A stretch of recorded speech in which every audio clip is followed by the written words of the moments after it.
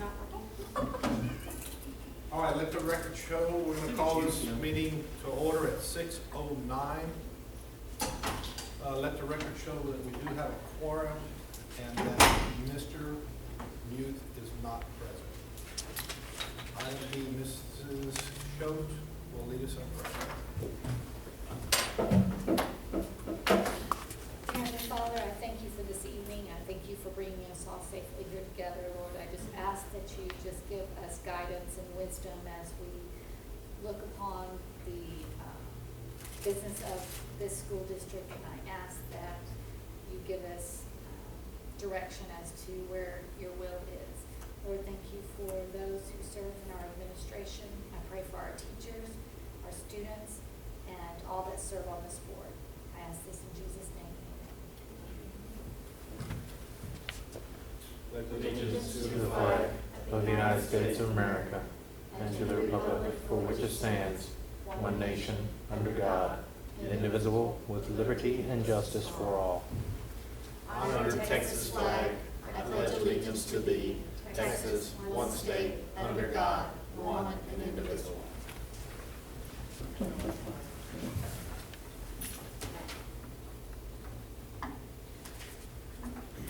Item number 2, 2013-2014 budget workshop. Mr. McSwain. Yes,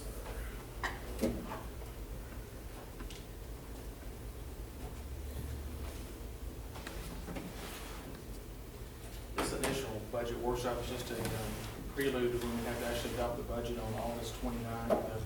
At that point, we'll have the public input section where public members of the public can question or make comments on the existing budget. I had emailed those budgets to you, those drafts a couple of weeks earlier, just so you have them in mind and any question, anything. I tried to be very specific on changes from the previous year, additional costs and things like that. But I guess the biggest thing is our actual budget is going down about 0.5% from the previous year. So that's a good thing, and I'm realizing that part of that's due to the one-time E-rate expenditures we had in the past year that were kind of carried over of a 2-year big project. So that's what the tab where I had a reconciliation where you could see, okay, you know, you back out the E-rate to get to a truer figure, and our budget actually is going up about 2.8%, which is kind of what we'd expect. We're giving about a 3% raise to teachers with the percentage of the midpoint with the scale that you guys adopted back in the April meeting. So there's really no surprises you can from that reconciliation, which this is all part of the board packet that was in the agenda. You can see that we had the few additional costs for salary and benefits. We're proposing to add, if we can find it, one tech position with adding all the bring your own devices and laptops and things. We're getting to a point where we have more than 1,000 devices per tech, so we're stretching the limits of what our guys can currently do. And that's really the only different or anything new. We've budgeted a few new positions like payroll benefits, but that's going to be wound up being reimbursed by Karn City and Stockdale from the co-op, which you'll approve those later. Then you can see the various savings backed out between, we renegotiated our copier contract, saving $30,000. Renegotiated our tax collection, saving $55,000. We're no longer carrying student insurance, which is another $34,000. Saving approximately 4.5 teaching positions through attrition. And those positions, one of them, if you remember, was half of FTE. You approved the juvenile probation agreement last month with the juvenile probation board out DAP, and then we had 2 positions at high school, one at North and one at South Elementary, and those are based on enrollment. Now, if we have an influx of students, then we will be possibly looking at having to hire some elementary teachers, but those are not quite as far defined as secondary specialty teachers. So that's, you know, really we come down to a net increase of around $708,000, which most of that's explained on the reconciliation. The next big thing that most people will be interested, we're probably going to propose about 2.5-cent decrease in the tax rate, down to 45 cents on the INS rate from 47.18, and that's strictly attributed to the increase in the tax rate, or tax roll, excuse me, since the bond passed. We could probably drop that a little bit in the past. But with the continuation of state funding, we will have that option to drop that. And that's, you know, upon board, from your informal thing or not, that's what I'm going to publish, which is this in the paper showing the rate going down to $1.49. what time do we want to have that hearing on the 29th? Because I have to cover, I don't know, we want to do a 7, a 6 o'clock? How do you guys want to do? I know it's a special meeting, it's a Thursday night, so I'm not sure what events are going on at that point. That's fine. It's in August, yes. And the reason of having it so late is it also gives us an opportunity to amend our current year budget, bring things that might pop up, and I would ask for that leeway, just the fact that being so coming in the middle of the year on this budget, not knowing for sure, I don't anticipate anything surprising, but you never know till you get to that time, so we want to audit it. Which Thursday is that? That's Thursday, August 29th. Yes, ma'am. Just if.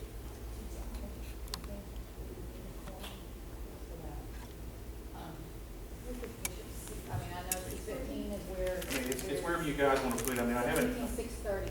Which we got time? 6:30? 6:30. Now, we have to have it, we have to have 20-something days between. Well, we're going to publish it actually next week's Wilson County News. I'll be getting that advertisement to them. We have to have 10 days, at least 10 days, but not more than 30 before the hearing that has to be published. So publishing it next week will give us that 10 plus days. That day. We'll talk. So, I mean, but I've got to put this in the paper. Is that the earliest, the 29th is the earliest or the latest? The latest is actually 30th, but I don't think anybody want to do that before home football game. Well, I'm saying it's Thursday night football too. Oh, Thursday, so we could possibly do it, let's see, 28th. yeah, we could do it the 28th, that would be fun. So you want to try to shoot for the 28th? The school hasn't started yet, so we'll, it has Yeah. started. Yeah, it has started started. by now. All right, we'll, I've got to put it in the paper, so he's got a date. You don't have to put it in today. well, yeah. Yeah, he Well, I does. have to get it for next week, so yes. Okay, when? Does the 28th meet your? Yes, I mean, it's getting as close to the end of the month as possible, that's fine. I mean, I don't really want to do it on Saturday. In theory, you could do it Saturday No, morning I or don't. whatever, but I don't know if anybody wants to do I that. don't think you have a forum. I'm fine, yeah, I'm fine with the 28th, even though it's a Wednesday, but. I mean, That's good. it should be I can do it. it should be a 15-minute meeting at the most, depending on the Could we make it 6:30 on that, the 28th then, Yes, please? ma'am. Is that okay for you? Yes. No, I can get here by 6:30. Okay. All right, we'll publish it that date. We'll email you guys out a corrected one of these so you see it. This will be published on the website after tonight's board meeting.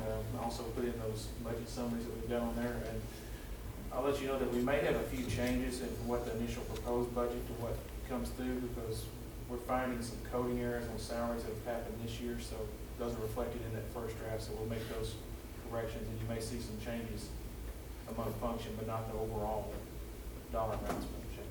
Now, you're gonna post that. I'm gonna post that, and then I'm gonna post these budget summaries also that you guys got in there earlier. And this will be on our website? Yes, sir. Okay. And once you post it, will you be able to change it? Yes.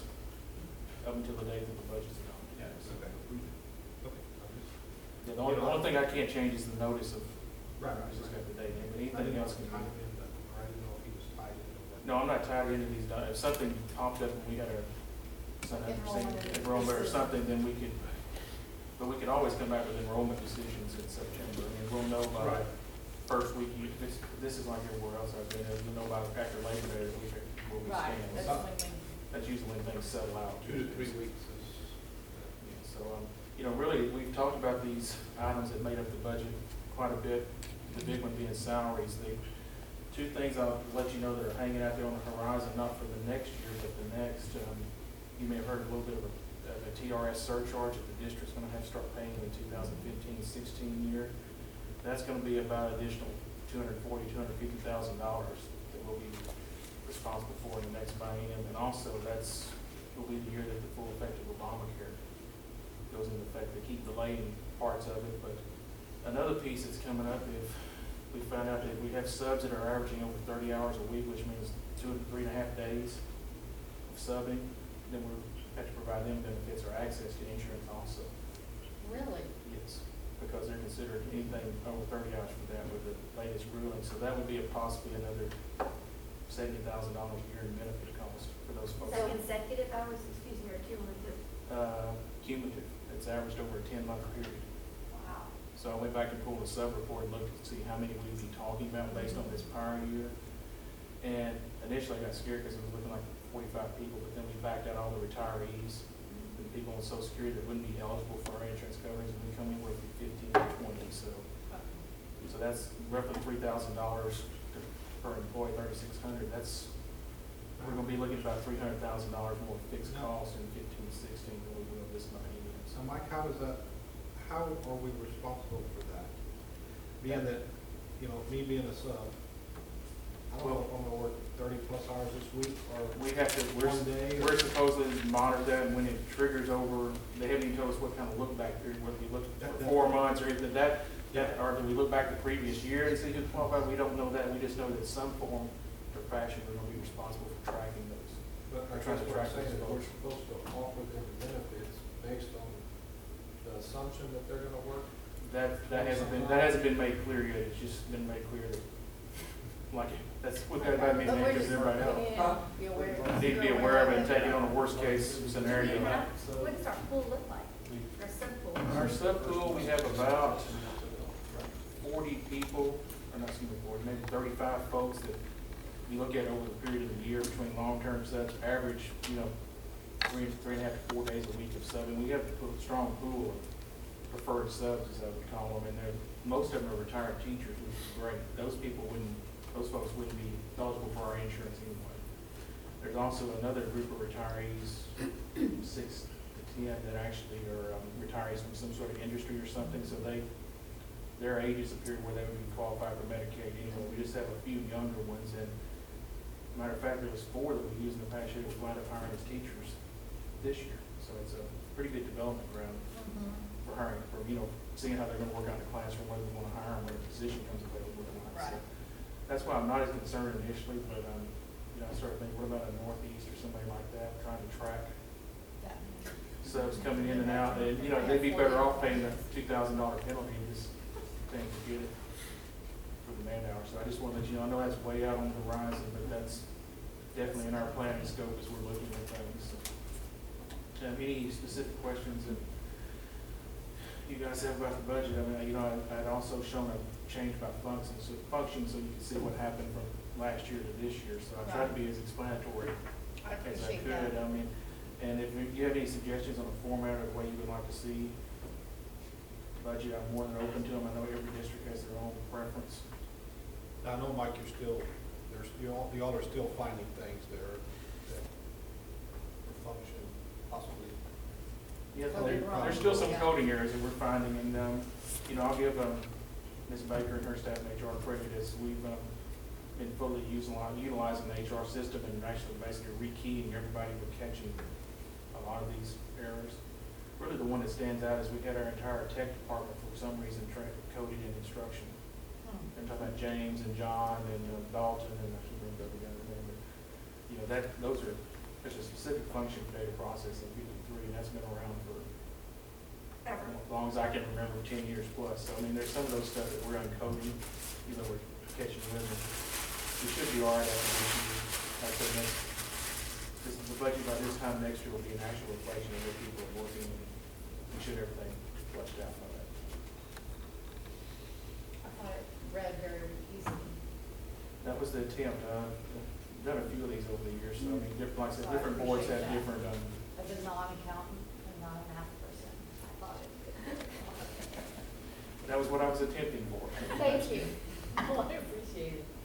And then there's another summary that you see that's just a color summary that for whatever reason, that's the TEA template for posting the budget. We'll put that out there on the web also.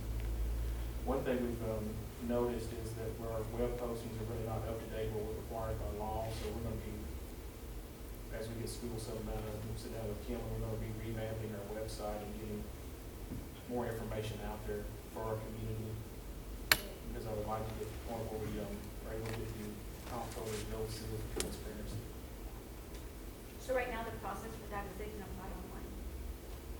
Process For the, you're talking about the openings, the website? What are you talking about, website? Oh, yeah, I'm talking about the website where we can actually, I'd like to put past 6 or 7 years worth of audits, the check registers, the financial statements for. So, I mean, that, that's just stuff for the general public. It probably should be out there, but we just haven't had it out there. But my thoughts are to start with fiscal year end, or for the new September 1 and go forward with our check registers and things like that. So, And I will tell you, that's something that I actually talked to Kim about this morning, about that same thing. I did get on the website last night. we really don't have much out there. I mean, and I would say if you want to see what I'd like for it to look at the one see or go in the finance department and the documents. That's what I'm eventually would like to, will get us to. Once we get the pattern of doing it, it's not hard to maintain it from month to month. And I've got most of the information, but it's just getting time to get them at the school, tells down to actually get set up, so. Okay. But That's an information on the correct. yes, sir. Item number 2. Any more questions? Any more questions? Yes, sir. All right, item number 3, consider changes to authorize representatives for Lone Star Investment Pool. Yes, sir. With the change in our leadership at upper levels, we need to get Ms. Bays shown as a user for the pool, and also we're changing Sherry Smith. We didn't have her on board when we did this initially. When I first came in, we had Ms. Tackett as the backup, which really came in handy with making bond payments this month. As of August 1st, instead of bringing money back to Wells Fargo, we're wiring directly from the pools, but I had to have a secondary person to sign the authorization, so having her as a backup came in handy. It wasn't the ideal situation, but we got our bonds paid on time, so that's just updating this. We need to do this, so hopefully we'll settle down and from our changes for a while. So it'll be you, Mrs. Smith, and Mrs. Beck. Yes, sir. Do we need to name this? I would think so. Ready? Yes. Yes, sir. Mr. President, I move to approve administration's recommendation of authorized representatives for the Lone Star Investment Pool. I'll second. Motion been made by Mr. Raleigh and seconded by Mrs. Pena to approve administration's recommendation of authorized representatives for Lone Star Investment Pool. Any questions? Any further discussion? All those in favor? Motion carries. Item number 4, consider interlocal agreement with Karn City ISD to provide transportation. Yes, this is just a, lack of a better term, cleaning up some of the terms. The district has had this interlocal with Karn City for years. It was been provided under STS through our contract with them, but since we're now our own transportation service, in effect, we're providing this to them. Karn City adopted it last night. There's really not much changes in it other than specifying our fixed costs and how much they're being charged for various items, but they've already agreed to all those. The 3 business managers and superintendents nailed all that down basically in May. So this is just to get it for the record for everybody to see. And and thankfully, all 3 districts have plenty of drivers and actually have a few subs. Stockdale and Karn City both, so we're in pretty good shape going into start of school. Okay. I'll entertain a motion. Mr. President, I move to approve interlocal agreement with Karn City ISD to provide transportation services. I'll second. Motion is made by Mr. Raleigh and seconded by Mrs. Pena to approve the interlocal agreement with Karn City ISD to provide transportation services. Any further discussion? All those in favor? Motion carries 4-0. And I assume item number 5, consider interlocal agreement with Stockdale ISD Yes, to sir. provide transportation services. It's the same thing as with Karn City. Yes. I'll entertain a motion on item number 5. Mr. President, I move to approve the interlocal agreement with Stockdale ISD to provide transportation services. I'll second. Motion been made by Mrs. Pinion and seconded by Mrs. Schultz to approve the interlocal agreement with Stockdale ISD to provide transportation services. Any further discussion? All those in favor? Motion carries 4-0. Sorry. At this time, 6:28, we'll move into executive session for item number 6, personnel, Texas Government Code 551.074. Item A, personnel needs. And item number 7, 2, Texas Government Code 551.074,